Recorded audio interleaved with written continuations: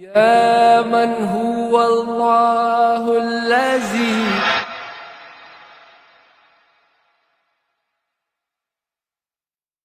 سأقبل يا خالقي من جديد كما أنت مني إلهي تريد وأرجو إذا أنت تقبلني جنان الخلود ومنك المزيد. Ranid ekuletedde ebintu eby'omulembe omuli ensawo z'abaami n'abakyala, keesi z'engoye, eby'abaana abawere, saako n'eby'omu kisenge nga mw'otadde amasuuka, bulangiti n'ebirala bingi. Tusange ku Bench 1 Street, Modern Shoplex, edduuka ES 36. Okumanya ebisingawo tukubire ku simu zino wammanga 0703 712 402 or 0785 062 923 or WhatsApp us on 0701 265 407.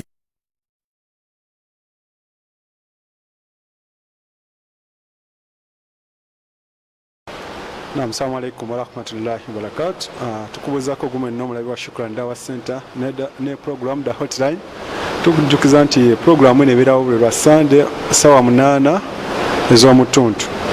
Kujukiza nti abatekamu sente okwanga program ene ofooba okugiraba bebayitibwa abalanid twagamba basinga ku kizimbe bakiyita Modern Complex wali ku Bench 1 Street edduuka ES 36. So sorogenda nolaba biki bibakola. Tulina ne leero mugenyi waffe w'enjawulo nja musaba benga atubuuzaako tugende mu maaso ne program. Naam. بسم الله والحمد لله وصلى الله وسلم وبارك على رسول الله صلى الله عليه وسلم وعلى آله وأصحابه ومن تبعهم بإحسان إلى يوم الدين. معاشر المسلمين، السلام عليكم ورحمة الله وبركاته. وعليكم السلام ورحمة الله وبركاته.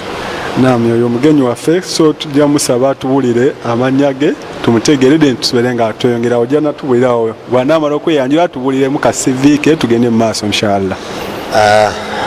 Amatenda majju gatemana go Allah tabaraka wa taala tumusaba sebenge n'emirembe ku Nabi Muhammadin sallallahu alaihi wasallama. Njagala okwebaza aba Shukran Dawa Center abakoze omulimu gw'amaanyi okubeera nti musaasaanya eddawa ku mitimbagano gino. Olwaleero nze bwe nzijukira gye twatandikira nga umma, nze we nayingirira sigamba nti umma gye yatandikira, ndabira ddala nga waliwo okugenda mu maaso kungi nnyo, era njagala okubeebaza tusabe ne Allah assa omukisa mu mulimu guno, era tulabe nga gweyongerera ddala bukye ku makya lumu nga tuwulira Shukran Dawa TV ng'eyo yaffe nga naffe tujjako okubeerako n'ebirowoozo byaffe tukubaganya. Amannya nze Kifampa Siraje Nsambu nga ndi daayi mu Jamia Dawa Salafiya. Mu kaseera ke kamu nkola ng'omwogezi owa Jamia Dawa Salafiya.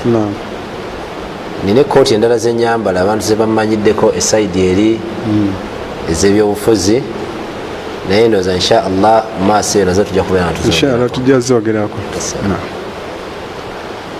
Naam. So yoyo watu kati nga bwotuganye nti oli mwogezi wa Jamuhiya, essaawa eno tulaba oyinza otuyisaamu mbeera etambula mu Busiraamu mu Uganda right now, nga tetwasimayo okulabako mu mawulire nga egimu ku mizikiti gyammwe engeri gya Jamuhiya Dawa Salafiya waliwo embeera nti ababyokulira bagusalako, tetumanyi paka kati nga Musiraamu wa wansi tamanyi kikidi ground. Banaddayo ne basalira mu muzikiti singa nga tuvudde mu lockdown y'emizikiti nga batuganye tuddemu tusaale, banaddayo ne basaala oba omuzikiti tebagenda kuddamu kuguba nga bagukozesa.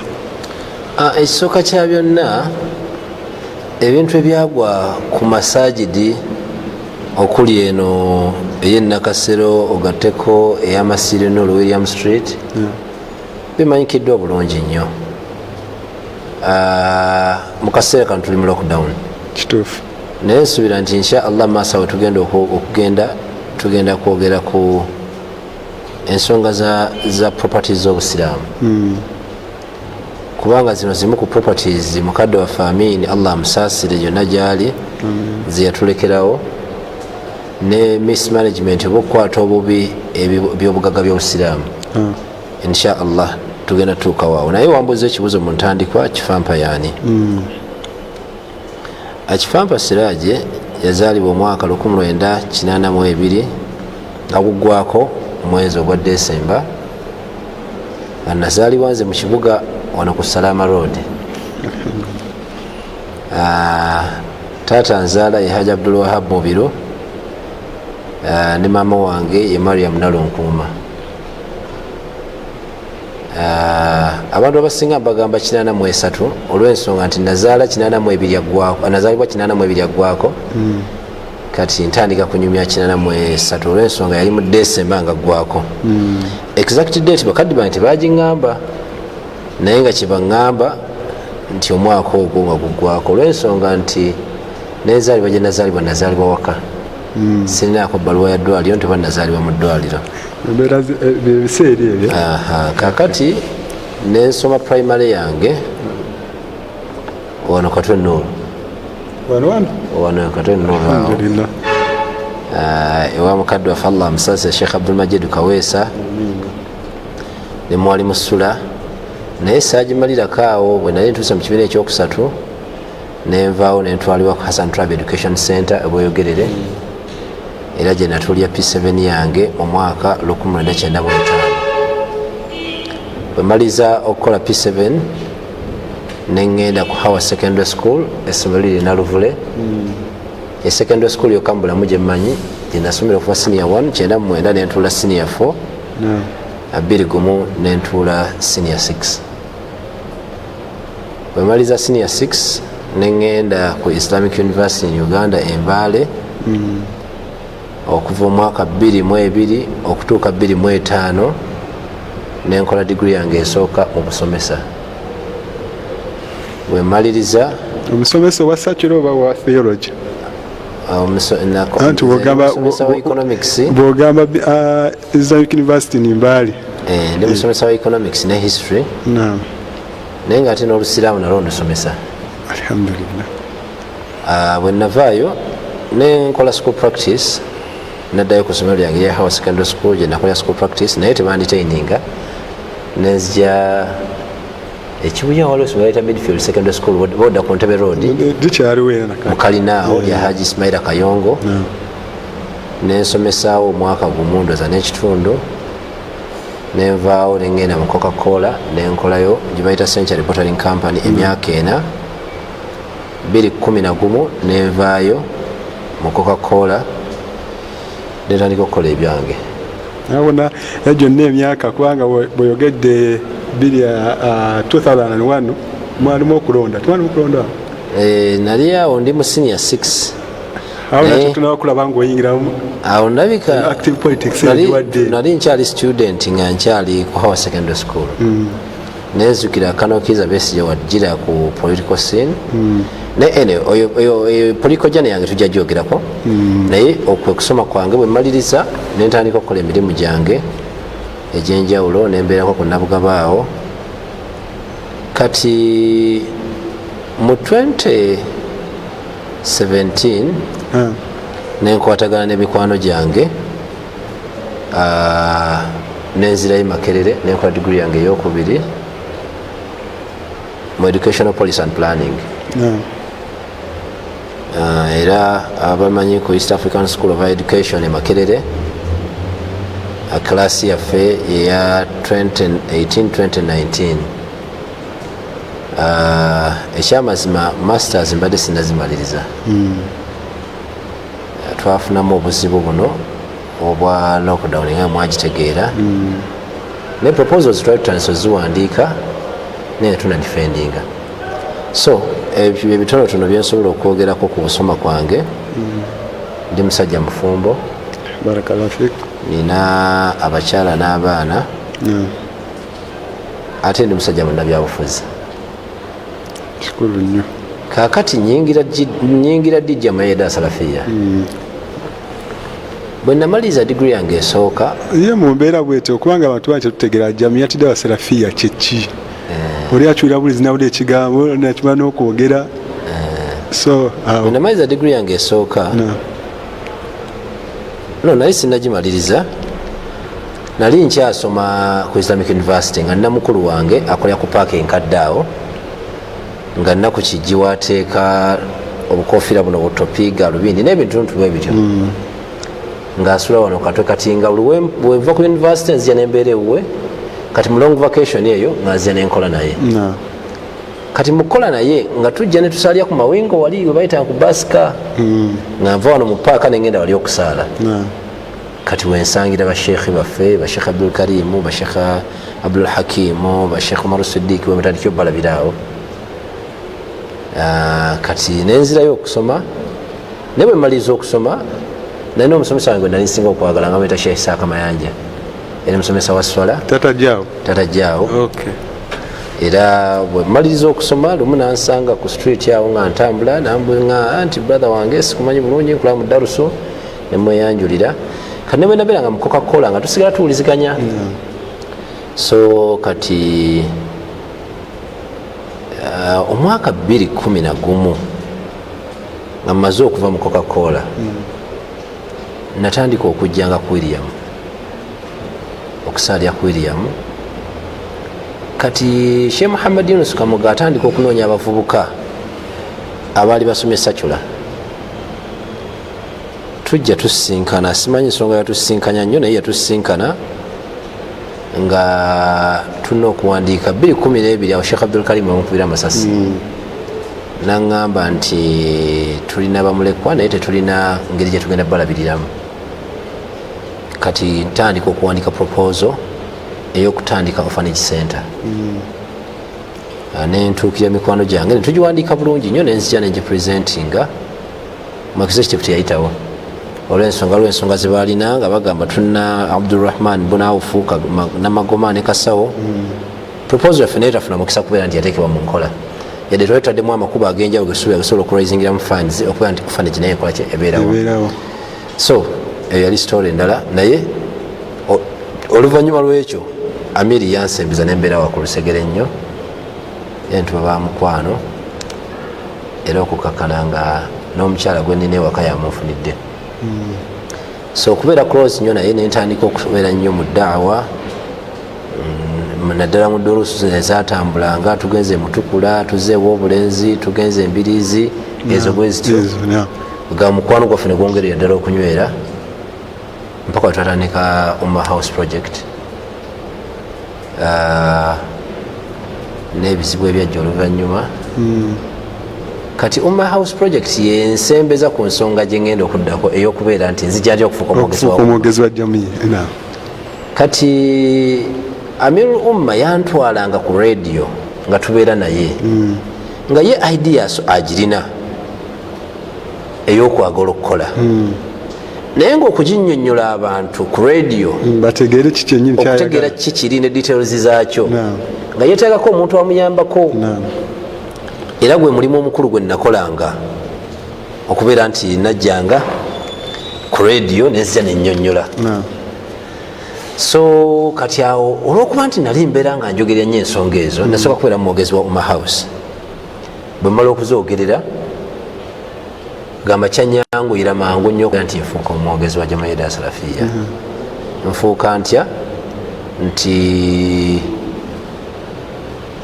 wajja ne wabeerawo vacuum wane mu bukulembeze bwa Jamaiyya wajjukira omwaka 2016 lwe bakwata abawalimu ne babasiba ne wabeera nga tewaaliwo obukulembeze mu kaseera ako nakolerwa essimu nzijukira Sheikh Miradu yankubira nampita naŋŋamba nannyonnyola naye sibitegere nti ne baseeka babakutte ng'ovudde ku biri baali basibye baseeka baffe nole bajja ne basima Fezi basiba Seeka Yahaya ne batwala Banyende baani bonna oluvannyuma lw'okufa kwa Meja Kigulu so nenzija ne mbawa amagezi ne mbaga nti ekigendo tutaasa mu mbeera eno tuli vulnerable nnyo ekisooka kya byonna olw'ensonga kati tuli isolated tuli wali buli muntu atunuulidde ffe ekigendo tutaasa okuzanyira omupiira abantu abalala bagezi gye baguzanyira tukwate ensonga zino tuzitwale mu mawulire kati mugamba muzitwala mu mawulire ng'abantu abasinga tebategeera bya mawulire kati olw'okuba nti nze ne munnabyabufuzi ebyamawulire nga mbitegeera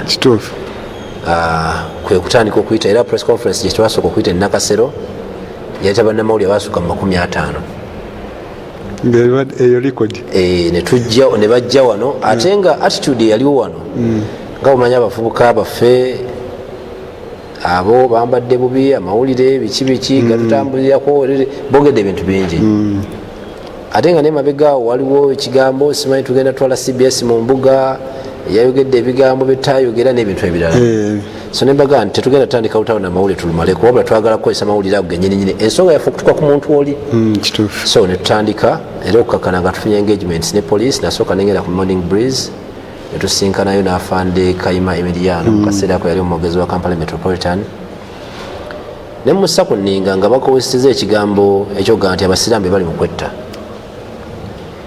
kyena mu dispute nga nemugaa nti abasiraamu tebasobola kwetta ekyokubiri nebeera betta nga bakozesa mundu then gavumenti evunanyizibwa okubeera nti eraga emundu ezo ziri mu kutta abantu so n'ebintu ebira bingi byetwayogera bwetuvaawo nenfuna omukisa ogudibetinga afande Kaweesi omugenzi ku TV ya Bukedde so kati erinnya Kifampa nelifuuka household brand nga buli muntu yenna nga ndi nnyo ku TV so nembeera omwogezi wa Jamia da Salafia bwentyo bwentandika naye saafunako appointment yonna egamba nti yannonda wabula nze nalabula bya opportunity eriwo baga nti abakulembeze ebbanga lyonna beeronda bweronzi tebabalonda kyova olaba nti natukanka budde 35 teriyinza gamba nti yamulonda okumuleeta kuba president so nange nentekinga omukisa ogwa advantage bwentyo bwe naweereza mpaka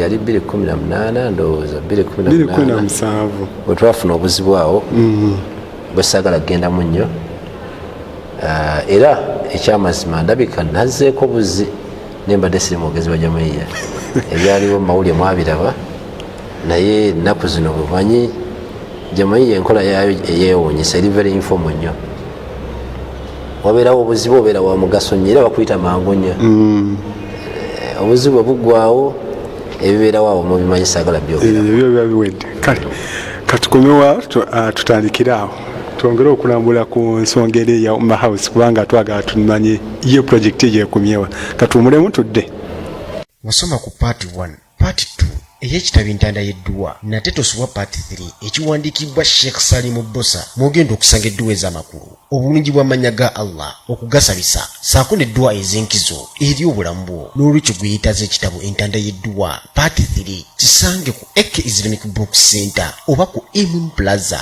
3rd floor room D13 kayakati abali mu UK London muli bakukisangira omusamu kwaya oba Sheikh Zaid Kasujja ate mu abali mu United States muli bakukisangira Bakali Mamulaki oba kubira ku muwandiisi w'ekitabo kino yennyini Sheikh Salim Bosa ku namba zino wammanga n'olwekyo dduka bunnambiro weefulira ekitabo entanda y'edduwa ez'enjawulo saako n'obulungi bw'amannya ga Allah birangiddwa Shukran Dawa Center.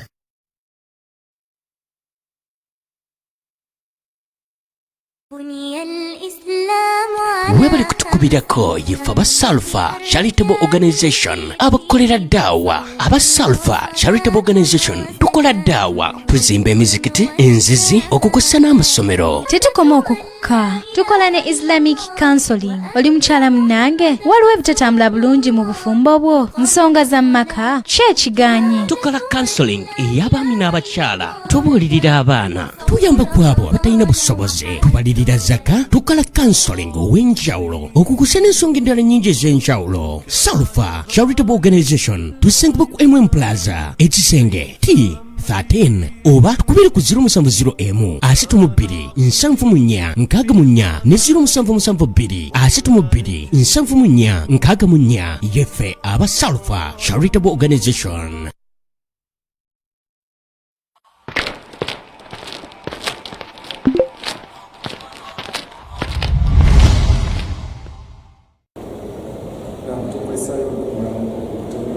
tugamba tutambula ne Ranit Collections abasange bali ku Modern Shoplex.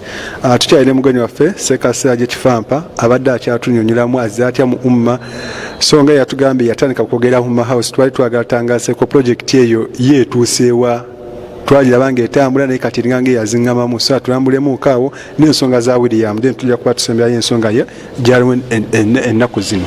Naam, ensonga ompize Seeka naye ensi singa sagala kweyita Seeka wamu n'ekyo nti ndasoma obuwalimu wano e Nakasero era omwaka ogwaffe gwe twasoma nze nali ngukulira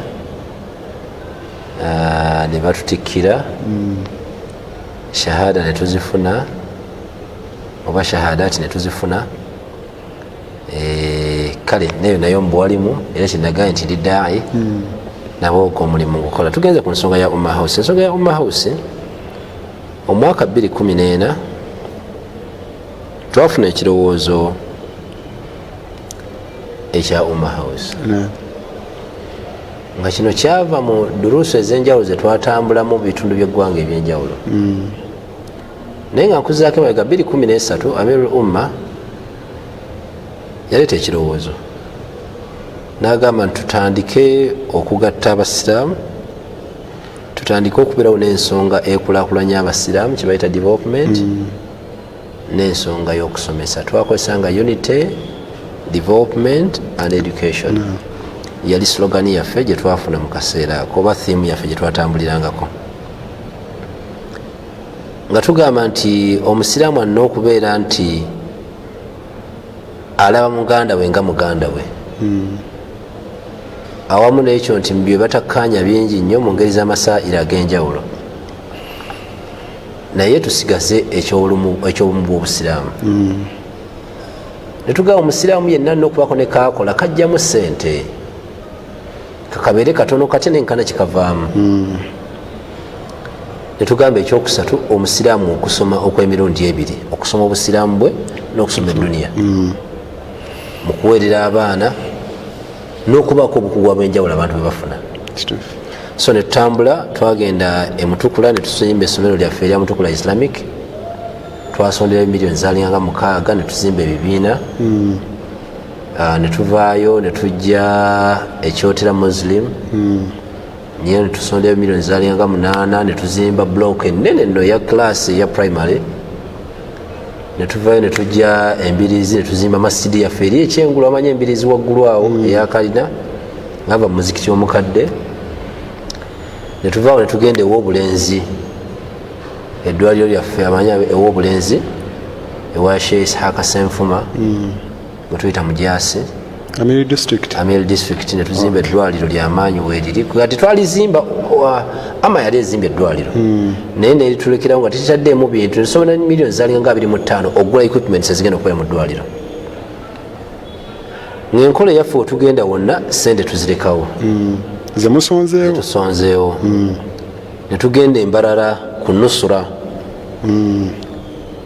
nga twagala kusonda kuzimba masjidi ya 2 owa Sheikh Senyanga bamanyiwo obulungi. Ne baba sekono omusalafu ennyo Shakibu n'abalala.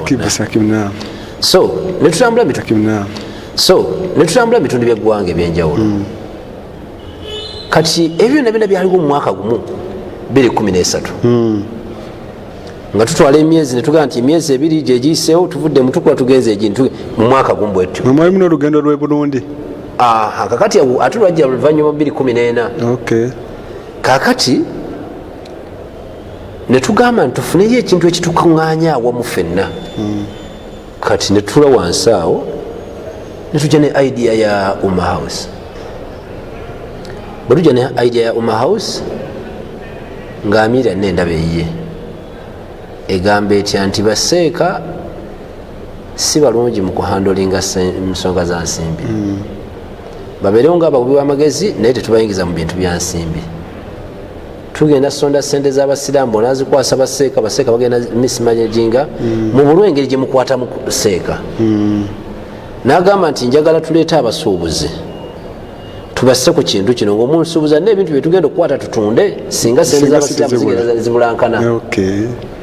So kyekireeta abantu nga ba Musa Isa, ba Haji Kikubira, Haji Nkasi ono omutegedde Haji Nkasi omwanika wa masjidi ne babeera nga be baalinganga ba director ku nsonga eyo. Naye nga tetunnatuuka ku Umma House twali tutudde mu Nalule Arcade waggulu awo abajjukira obulungi office ya Amiri we yali ezze nga tunawo kye twali twagadde okutandika nga bakiyita Umma Foundation. Umma Foundation ng'egenda kubeeramu departments ez'enjawulo nga tugamba nti ebeeremu okuyigiriza abantu okusoma Qur'ani, ebeeremu okunaaza abafu, ngaebyonna byonna nga bulafino services offeringa services nga naffe tusobola bikozesa eno mu umma nebyanga bivaamu akasente nga abantu babisasulira era nga abantu bali willing okuba ne babisasulira.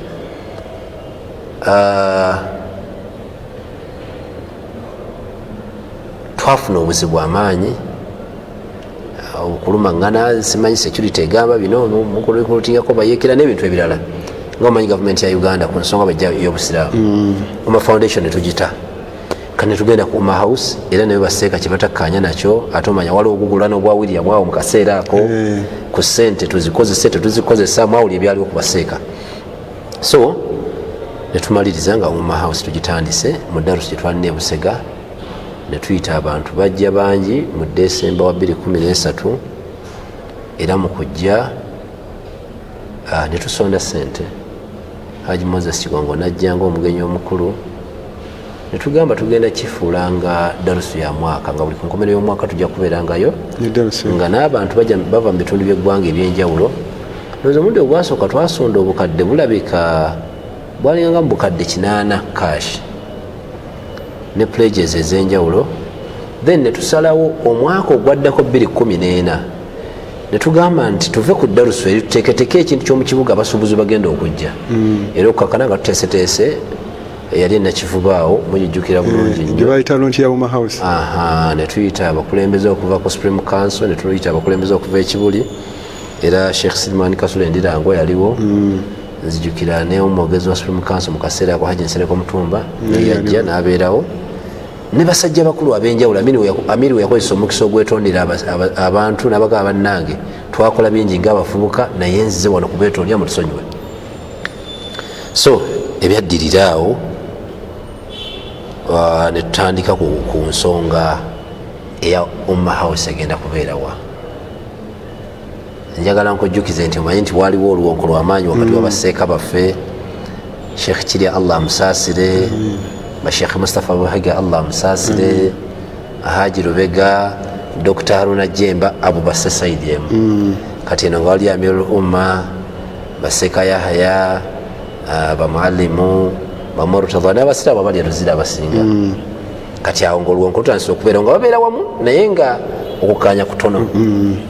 Era mu Umma House Darusu baagaana okujja ne tula a series of meetings ezigamba nti bannaye tusobodde tutya okukwatagana tubeere wamu naye byagaana okukkaanya okukakana tugenze mu mawulire batadde mawulire obufeero buli mu kisimbe ky'abasiraamu ekya Umma House byemwalaba byajja mu mawulire oluvannyuma. So ne wabeerawo okulwanyisa project internally ate ne tubeerako ne external ogundi force ya gavumenti bawoza tetubitegeera bulungi nnyo ezo sente zemusonda mwagala kutandika buyeekera n'ebintu ebirala bingi nnyo. Kakananga 2015 twali tuva mu Darusu e Busega twali twasponsoringa ne program ku Power of Africa Radio nga buli Sunday nga twagiyita Islam and Development. Ne tugenda mba ndi ku radio wenfunye amawulire Nseeka Bahiga bamukubye amasasi ebyaddirira weewo wennyini ebyaddirira mwabimanya katabanguko kukwata abantu baba tute mu safe houses bababuuza Umma House byebiki n'ebintu ebirala bingi nnyo okakana atufunye obuzibu ekyamazima Umma House nefuna setback ey'amaanyi nnyo. Gyenkakasa nti mpaka olwaleero tesobola kuva gye yagwa. Nenebaza abakulembeze abasobola okubeerawo abanna ebintu ebirala bibatuuseeko kyedde sibadde involved ne ku bye tuwulira banna bingi bibatuuseeko ku nsonga eyo. So Umma House yeeyo ye background yaayo nga twalina ekirooto ekigamba nti tusobola okusonda abasiraamu billions 10 mu contributions entono nnyo eza buli musiraamu. Omusiraamu ne babeera nga omwezi mulamba aweewa obusiraamu shilingi 1000 ne tuba n'abasiraamu akakadde kalamba ku shilingi 1000 tubasobola okufuna akawumbi ka ssente omwezi.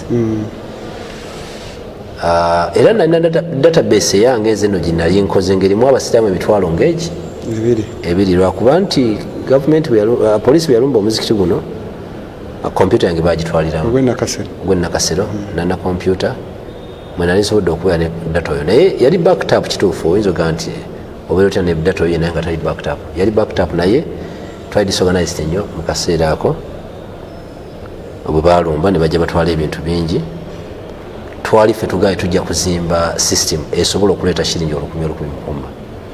Unfortunately netufuna okulwanyisibwa kw'amaanyi okuva mu gavumenti ne internally kakananga ebintu bingi byonna bikoze eki byonoonese.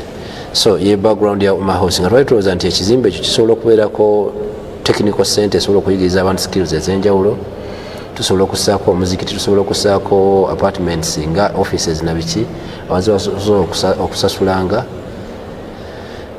Kati obuzibu bwajjaawo bwagwa bagenda okugizimba nga tulina ettaka lyaffe Kayanja. Ffenna twali tumanyira lumu Amiri yayita abasiraamu ku William ne Haji Lubega najja n'atulaga ekyapa enjawukana bwe zajja bwe ziti. Haruna Jemba n'agenda n'ekiwayi kyagenda nakyo n'Amiri n'asigala eno okkakkana nga bagamba nti ekyapa kiri mu mannya ga Dr. Halim al-Islam. Ate awo ne wabeerawo details empitirivu nnyo eza Dr. Halim. Nga omanyi fitina nabbi Allah tabaraka wa taala agamba nti alfitnatu ashaddu min alqatl, fitina eno esinga n'okutta omuntu. Ekyamazima byatuusa nnyo emabega. Umma House wakati ebyo temeddemu biri munda mu executive biki ng'eya Umma House. Kati tulina n'omusiramu wa bulijjo yagamba ffe tusonda naye tulina meka ku akawunti twatandika okusonda bweziti balusabanga mizikiti egy'enjawulo zo ze basonda gye ziri ku akawunti za Umma House. Ekyamazima ezo details zisobola ziwa kubanga ku lukiiko lwa Umma House siriiko.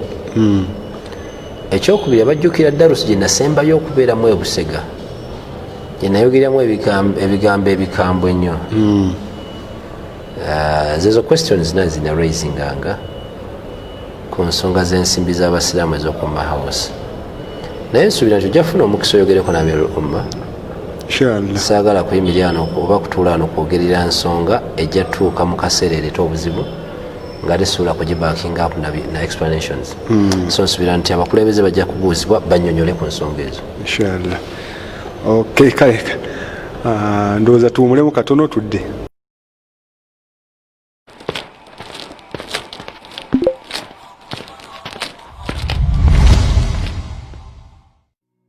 Ennaku zino okufuna ekintu eky'omulembe kirumya omutwe. Lwaki nedda? Ranid ekuleetedde ebintu eby'omulembe omuli ensawo z'abaami n'abakyala, keesi z'engoye, eby'abaana abawere saako n'eby'omu kisenge nga mw'otadde amasuuka, bulangiti n'ebirala bingi. Tusange ku Bench Wanuka Street, Modern Shoplex, edduuka ES 36. Okumanya ebisingawo tukubire ku simu zino wammanga 0703 712 402 or 0785 062 923 or WhatsApp us on 0701 265 407.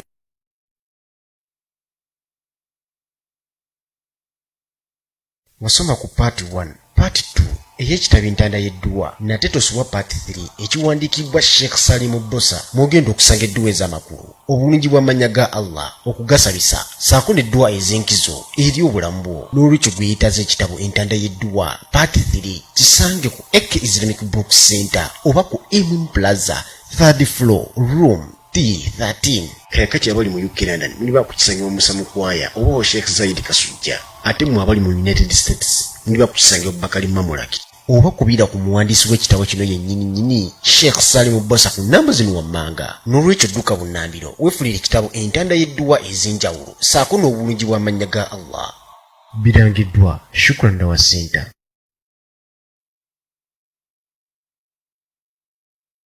Ne Siraje Kifampa nsambu tukulaba ssebo oli mu byabufuzi naye ate oli songo nyeno basiraamu balina entegera tebaagala ate oluusi obawulira mu njogera zaabwe tebaagala musiraamu ali mu byabufuzi. Naye ne mujja no bamu n'embeera nti baseeka bakwatibwa ng'ensonga zammwe tedasula zoogera ku fulu ya palamenti ne mugala senaffe tubaddeyo n'abaffe bandibadde babyogera. Naye ate kati abasiraamu bafunanga gwe ate ne mu bamaseeka bannammwe abakuba lwaki omusiraamu agenda mu politics. Ensonga ezo wanzitangaziza ku bantu. Akale ekisooka kya byonna nina omukisa ogw'enjawulo bangi ku baganda baffe ne baseeka baffe gwe bataafuna ogw'okubeera nti mbadde exposed ku bintu eby'enjawulo mu dduniya, ebyokusoma bino eby'edduniya nkugambye tebiba bino bya covid nandigambye nti nina degrees 2 n'obusiraamu nfunye omukisa ogubusomako amasomero gensomeddemu gonna ogawulira nti ga busiraamu amakulu nasoma ngeno nga neno nkolaki nsomayo abantu baffe bannabingi bibatamanyi nti obusiraamu byabufuzi piwale ekyo nkibagamba oba nkyogeremu ne mu luzungu nti you can never separate Islam from politics. True. Obusiraamu n'ebyobufuzi biri wamu bwe biti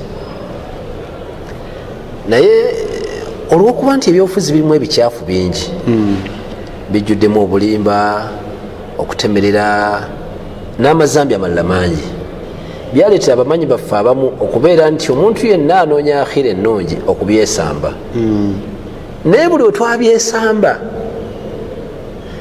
mu luzungu bagamba nti nature does not allow vacuum. Obutonde bwaffe tebukkirizangako kubeerawo nti waliwo ekintu ekitali occupied nti kibeerawo nga kyerere gwe bwovaawo omulala nga gyateking over oba kitegeera kakiwadde abantu abakyamu omukisa okubeera nti bebali mu ntebe bali mu tufuga olwaleero ne bayisawo ebigendererwa ebyabwe lwaki nti obusiraamu in history nze nasoma history of Islam okuviira ddala ku mulembe gw'omubaka Muhammadin sallallahu alaihi wasallam okujja ddala ku mulembe gw'abasahaba okujja ku mulembe gwa Banu Umayya okujja mu ba Abbasi tutegeragana okujja mu ba Fatimiyya okujja mu ba Uthmaniyya ng'obusiraamu bwe bukulembera ensi eno yonna obusiraamu bwakulembera ensi eno for more than 700 years emyaka egisuka mu 7 naye irimu gye yava egamba nti ebyobufuzi bibi n'ebintu ebirala byaleetera abakulembeze abaali baagala okubeera mu maaso mu busiraamu okulembera ensi eno okudda emabega ne basitula mu masajidi nakusomesa busomesa ekitali kibi era kyesinza kuwakanya n'omulundi n'ogumu naye ebbanga lyetumala nga tetulina political voice byonna ebitutuukako olwaleero bitugwanira bulungi nnyo kati ne bwogenda ku world stage teriyo nsi ya busiraamu etuulako among the superpowers nebako kyeyogera ne bagiwulira kati bwe tujja ku lokale wano nzinyingira nti ebyobufuzi twafuna ebizibu mu umma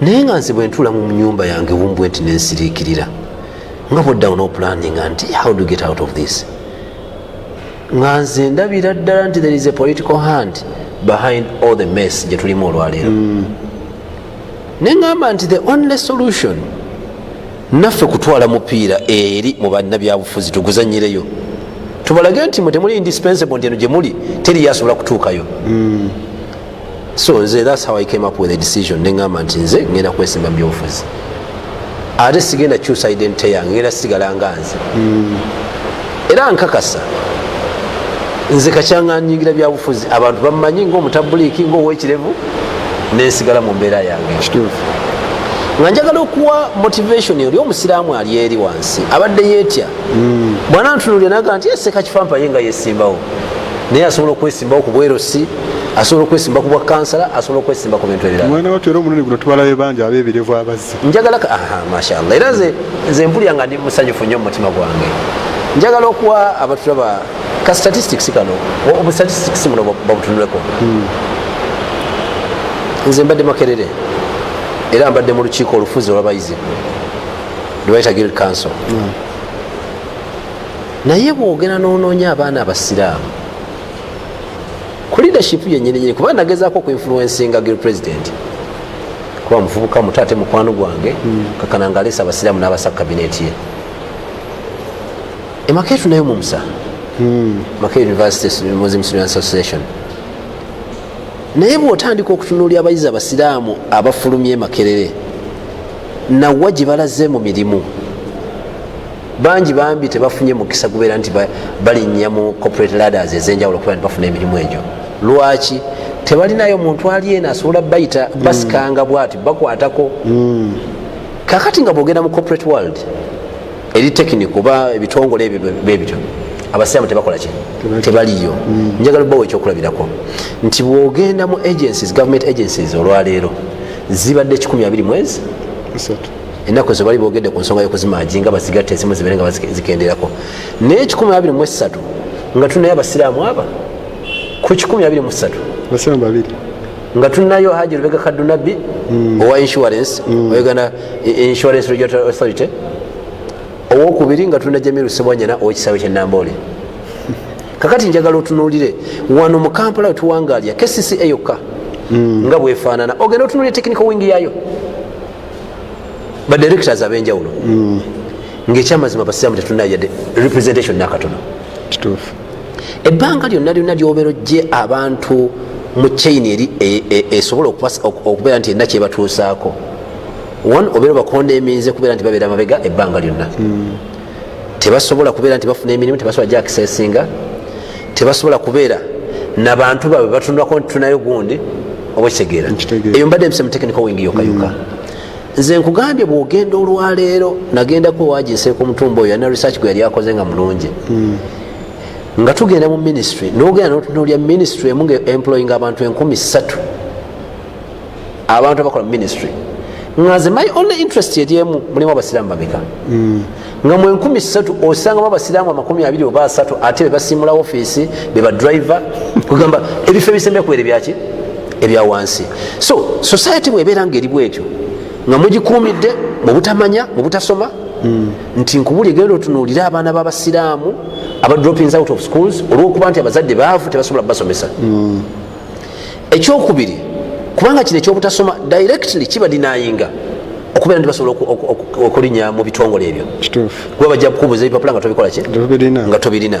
Kakati the only option gye baali basigazaawo eya politics, kuba politics on teetaaga bintu bingi kasobeera ngaoyagala bwamemba wa parliament gatula senior 6 bangi abali abatula senior 6 bangi nnyo ng'omuntu bw'abeera nga agenze n'agamba nti nesimbye ku bwamemba wa parliament n'ayita senior 6 ye bandi basobola okumulalinga behind najja akwata obwamemba wa parliament oba obwa kansala oba obwamemba b'eggombolo oba obwa district chairperson nga tukakasa nti singa atuuka mu ofiisi eyo asobola okukozesa ofiisi eyo okuyamba ku banne baleseewa wabweru.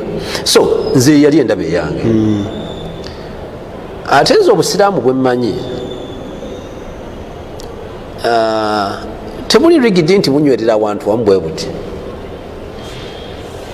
Waliwo kaida bannawusulu bagikozesa nnyo kanyoge mu Luwarabu baga nti atagyiru lfatwa fi tagyiru lazmina walawqat walmakan fi tagyiru lmakan walazmina walawqat nti fatwa ekyuka okusinzira ku generation okusinzira ku kifo wemuwangalira n'ebiseera oba kitegeera ojja kwesanga seeka agenda okubasomera fatwa ero eraga obwa haramu bw'ebyobufuzi ali Yamani ali Saudi Arabia oba kitegeera ng'eyo kiryoke naye Uganda nga bwe tufaanana kituufu. nze ndabira ddala eyo fatwa batakola oba kitegeera. Imaamu Shafii rahmatullahi alayhi munansonyi ogendako mu bwalimu yawangalya mu bifo byalinga nga 3 naye yava e Makka n'agenda e Baghdad.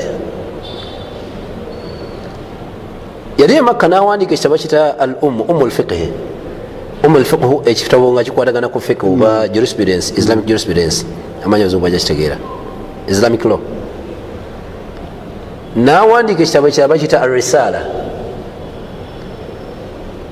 n'avaawo n'agenda e Baghdad. Bw'atuuka e Baghdad yaddamu byonna byawandiika mu al-Risala n'awandiika ekitabo ekipya ng'ali eri. Ne bamubuuza nti imaamu kino gwe wakiwandiika ne kino gwe wakiwandiika ate lwaki? N'agamba nti ngenza okutuuka wano nga fiqhu akola e Makka si yakola wano. Lwaki? Nti yasanganga embeera ze Baghdad endala nnyo. Bano balimi, enkuba etonnyayo, wali ebintu ebirala bali bawangalya mu ddungu kati nga toza kuba gyajingira ku gundi etya. So mbadde ngenze ebugenzeeyo naye ekyamazima so nze kyekya motivating aninga nti ngenda kuyingira ebyobufuzi regardless whether you win or not. Neze njagala nti omwana alijja mu future alimanya nti waliwo omusiraamu yayimirirawo, omuvubuka ali eyo wansi era bannange temwekomoma temwenyooma muveeyo mwesimbe oba kumma akalulu wakiri nga wagezaako naye okusinga okubeera awo fe buli dakiika tuliyo tulimu kuba mimiro abasiraamu batusosola muveeyo batwadde baminisita babiri naye nze njagala mbuuze palamenti olwaleero erina 426 members of parliament 426 members of parliament as per the 10th parliament mu palamenti ye10 eno eri mukumalako ekisanja erina ababaka 226 tekuwerako yadde abasiraamu 30 njagala ombulye percentage kyeyo gyemulina ate nga nabali tebogera nsonga za busiraamu ekyokwogera ensonga z'obusiraamu ekyo njakissa ebbali kubanga nali nsinkanye mukadde wange haji kyanjo tulina ensonga zetwayogerako najja ndaga nti abantu lwaki tebaagala kwogera nsonga za busiraamu nti abasiraamu tebaagala kuzimba baabwe kati omusiraamu mukifo kyokujjanga kifampa n'agamba nti nze ndi musiraamu ndi mwogezi wa jamhuriya ya salafiya njagala bwa memba bwa palamenti jamhuriya balina okutekinga kuzimba okugamba nti kakati tufunye owaffe wuuno ono tumuseemu amaanyi gonna naffe tumuseeko wali nti buli nsonga yaffe tujja kuddukirangayo tumugabe nti wayi musiraamu jjukira oba okitegeera endagaano yakasaka aje naddo gyayogerako kituufu ekyo kakati abantu batabazimba omuntu yeerwanako yekka wesanga agenze mu buganda agenze mu kereziya agenze mu bantu balala era abantu bali abamuyamba okutuuka ku mukulembeze bwatuukayo bakolaki balwanirira ensonga zaabwe zayisaawo njagala mutunule kino sikyogera mutima mubi salonga Erias Lukwago muganda wange mukwano gwange mukubira esimu netwogera era mpa ekitiibwa kyamaanyi naye nze nkugambye tava Lubaga tava Namirembe tayawukana na bannambooze tayawukana na Babesigye abantu abo bamukwatiddeko okumutuusa wakolaki waali kakati njagala ombulye gwe Nakasero singa Lukwago abeera mu bwalodi meeya ensonga yanagyogerako ddi lwaki temwamulaga nti muyimiddira naye mukaseera wasinga okubeetaagira so Haji Kyanjo naŋŋamba nti nze maama wange ne taata we busiraamu nakozesa busiraamu okutuuka Allah we yantuusa kakati naffe abamu ne tugamba nti ffe katubeerewo omusiraamu ali eyo bw'anaategeera kye tuliko oba oli awo anaayamba n'atukola ki n'atuwagira mu mbeera emu oba endala so ne tuyingira ebyobufuzi nenyingira jema lwaki nayingira jema nti ekibiina kye nalaba ekyangu omuntu kyasobola okuyitiramu ewatali discrimination nabukwakulizo bw'amaanyi nnyo era kyekibiina kye nenyumirizaamu nti kimpadde platforms nyingi nnyo nengenda Lubaga South ekifo kyemmanyi nti kyabakatuliki nnyo naye lwaki nagenda Lubaga South nti gyempangalidde obuwangazi bwange obusinga bakadde bange gye bali ekyokubiri nti gyensinga okumanya nenzija nenchallenging Lubaga South nesimba 2016 nensifuna buwagizi n'akatini okuva mu basalafu ekyo nkyogera ku TV wano ya shukrani saafuna buwagizi n'akatono okuva mu basalafu bezokolera bempangadde nabo mu byonna byonna byenkugambye banyumirwa nnyo ga nti seeka ebintu babivaamu tetukyakulaba gundi akutaddeko amaanyi naye ngaate kyabwe kyebali mu kwogera oba ekitegeera naye alhamdulillah Allah natusaasira twakola bulungi nze nakola bulungi era obulungi nafuna bwali buyitirivu nnyo nga ndi mwavu kubanga natuuka n'okunoonya nomination fees nga omusalafu omugamba nako nti bane munfunye akadde k'ensimbi naye ne tuzinoonya mu ngeri yonna ne tukuba ebipande ne mu mbeera yonna yonna Allah natusaasira ne tuba nga twasobola okumalako campaign nga tukutte ekifo kyakusatu n'obululu bwali bungi twali mu lukenda n'okusoba ate nga mwali bangi twali abantu 10 so nendaba nga nze nalina omukisa gw'amaanyi naye nkomawo ssebo wange ekisanja kino ateekemu omukisa amiina era nkuba omulanga bannange nga mpitya ku Shukran Dawa Center omuntu yenna ali eyo ng'ensonga zetwogera zirina amakulu oba oziraba nga zirina amakulu gezikola era nga zirina vali gye zigenda okugatta ku busiraamu buno mujje mutuyambeko mutukubire ku bipande niyo omusiraamu abeereyo ogamba bugambi ffe ebipande byo nga tetunnabiraba nga kino tetunnakiraba lwaki tofumya t-shirt lwaki tofumya kino naye mufo kyokugamba nti owange mbadde njagala kukubira ku bipande osobola okumpeeza ku bipande kugundi ku soft copy y'ekipande yo nenkubira ebipande ngaomutwalo oba nimeka so bw'obeereyo ngaomuntu Allah yakuwanga yakusitula osobola okutuyambako kubanga guno omulimu gwe tuliko si gwaffeffeka wabula gwani gwaffe ffenna so bwe nti bwenyingira ebyobufuzi era bwe nti bwe mbitambuza mpaka olwaleero alhamdulillah pozi nga tugenda kumaliriza akasonga kenakubuuza kwota tuzeemu ensonga ya Masjid Noor bwe tuva mu lwokuddawo nabasiramu banaasaala ensonga ya masiri nuuru mpanvu mukko kyamazima naye kyenyinza okugamba nti abasiraamu abali eyo bwe mulowooza nti gavumenti bugenda kukya ku makye bakwasa omuzikiti nti muli mu kusaaga ekyo nkyogera bwe babanga abasiraamu balowooza nti bugenda kukya ku makya gavumenti ne poliisi gyeyasawali bagambe nti abasiraamu nti omuzikiti gwamwe tugubawadde kati musaaliremu ab'ebitiibwa tulina kuyimirira lwampaka masiri eyo gitaasa mubajje yatunda masiri eyo Allah yayisiza mu basiraamu kuyimirirawo kwabwe masiri Allah n'agitaasa neyakolaki nedda mikono gyabwe kakati olwaleero bwe mulowooza nti nobugenda kukya ku makya gavumenti ebakwase bukwasa masiri tekigenda soboka lwaki nti ekisooka kya byonna gavumenti yo teyagala busiraamu buli progressive eyagala obusiraamu buli nomino bwalinnya kasita nsaala n'ebintu ebirala bwe bityo naye nga tulina essuubi mu Allah nti oba oli awo masiri ejja kutuddira inshaallah abasiraamu wansi ewo boogera bamala okujja balwanira ebintu by'obusiraamu naye nebigenda bigasa ba individuals ebitagasa umma abamu kyekibajjamu amaanyi bagamba nze sijja kuddayo eyo kakati nze njagala mbagambe singa waliyo omusiraamu yali asobola okunyiigira umma yandibadde kifampa nkakasa abali eyo mukutte sente Allah abasaasire abateremu baraka ne mutaasa obusiraamu naye nkakasa namwe mukakasa nti kifampa ayeewo omubiri ku nsonga nyingi nnyo naye ebyagwawo wakati wange ne umma banteeke mawulire tumugobye abo baagala kwawula mu umma babejomiso taabale nga omanye abasiraamu balina ebigambo ebiyitirivu naye tetwatondowala kuba bwe oyagala okusanyusa abantu tosobola kubasanyusa kituufu kyova olaba nti bampise nagaika nkomewo sina nsonga yonna muntu yenna ayinza kugamba eno nkifampa yali emitwalo eki nze ne sente za William gye bazikuŋŋanyiza simanyiyo wano nakasero sinazo nze nagaana mu bulamu bwange okweyingiza ebintu ebirimu ensimbi lwaki nti ebintu bibiri bityoboola ekitiibwa ky'omuntu ensimbi n'abakyala ebyonoona ebitiibwa by'abantu ebyo sibyeyingizaamu nze nkola ebyange byenkola naye bwe kituuka mu bintu by'ensimbi awo nga nzira ebbali saagala kutuuka era omuntu yenna aligamba nti kifampa yali emitwalo 5 egya umma oyo avangayo nagikubanja egyo nja gisasula ok tukwebaza gwenna gutambudde naye olunaku olwaleero tubadde ne Siraje Tufamba agenda okwesimba mu Lwaga South so abantu bali mu muyiro obululu ate atuuke mu palamenti ensonga z'obusiraamu zibe nga zitambula tubadde ne Rind Corrections abasangibwa ali ku Benchwanka Modern Complex edduuka ES 36 tukujjukiza nti gwena following Shukran Dawa Center ogenda wali ku search no searchinga Shukran Dawa Center no like nga no following oba nogenda ku YouTube no subscribing naffe no nyiga ali kade ojja kubanga osobola okulaba kimu kye tukwatako ne kye tukola so tukwebaza gwena gutambudde nayo nakulwa leero pozi nja kutumirako omukyalo omu bamuyita Namutebi Rashida atugubeera nnyo tukwebaza nnyo kubanga oyagala nnyo Shukran Dawa Center.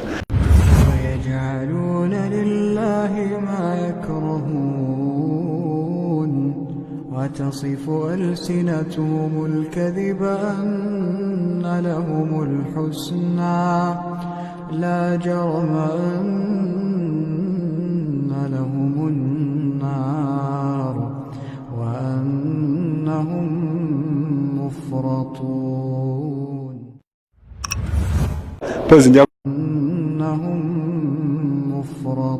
أنهم مفرطون